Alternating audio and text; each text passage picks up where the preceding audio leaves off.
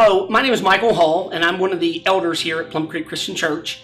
I started coming to Plum Creek in 1994 when I married my wife, Amy.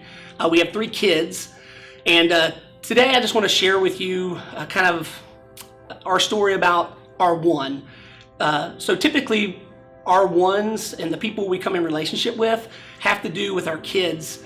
Our kids are involved in sports and activities, so a lot of times the people we meet and interact with on a day-to-day basis are through those activities. And I guess the story I want to share with you is about a family that we've known for a little over 8 years now. We've known them and got into a relationship with them through my oldest daughter, Abby Claire. She played soccer, and the dad of the family was her coach. And so over time, we kind of got to know them through that. Their daughter also is at the same age as my twins, Jude and Allie. And so we've also had some relationships with them being in activities together.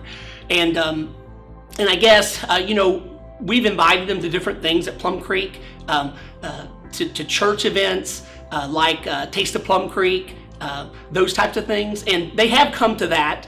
And then when the daughter, who's the same age as the twins, when they got into 6th grade, they invited her to youth group. And so she does come to youth group. She doesn't come every week. But as far as the family as a whole, they never really have ever came to church with us.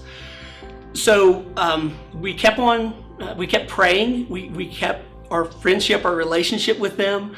And in December, we invited them to Christmas service.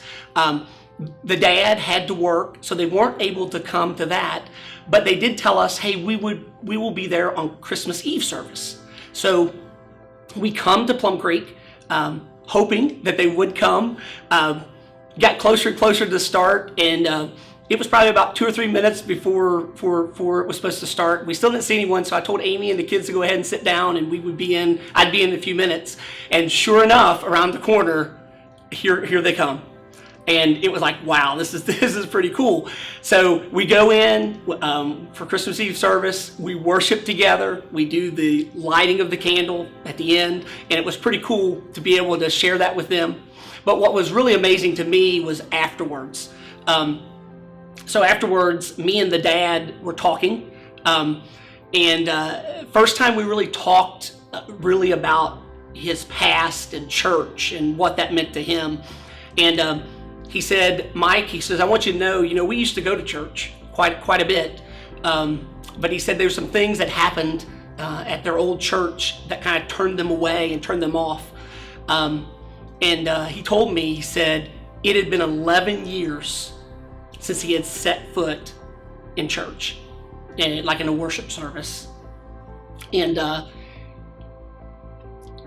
it's amazing to me how God works. You just never know God's timing in someone's plan. Just so you know too, they haven't been back since Christmas Eve, but we have every intention to invite them to the Easter service, and hopefully we're praying that they come back for Easter. And we just don't know God's timing and plan with bringing people back into a relationship with Him. I know their oldest daughter, Sydney, has been baptized, but I know their son and their youngest daughter has not. Don't have a relationship with Jesus. So continue to pray for them to come and have a relationship with Christ.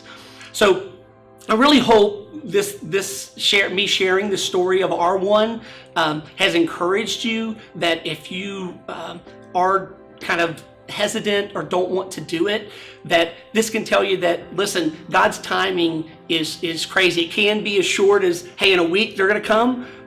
In ours, it took almost 8 years to finally get them into a service here.